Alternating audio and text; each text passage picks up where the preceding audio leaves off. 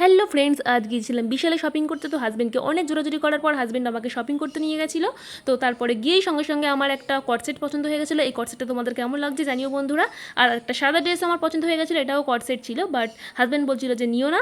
আর এইদিকে দেখো জুতোর কালেকশনগুলো মোটামুটি ভালোই ছিল, বাট আমি নিইনি। হাজব্যান্ড বলছিল যে কোয়ালিটি অতটা ভালো হবে না, তাই নিইনি আমি। আর আমার হাজব্যান্ডের কাণ্ড দেখলে তোমরা তো অবাক হয়ে যাবে।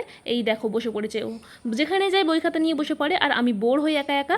আর ওর একটা সাদা ড্রেসও পছন্দ হয়ে গেছিলো, এই গেঞ্জিটাও নিয়ে নিয়েছিল। আর ও কিছু সংসারের জিনিসপত্র দেখছিল, মিক্সার ব্লেন্ডার। এই দেখো এই ব্লেন্ডারটা আমাকে বলছিল নেবে, আমি বললাম যে না ভালো হবে না। আর আমার তো একটা সাদা কালারের কড়ি প্লেটও খুব পছন্দ হয়ে গেছিলো।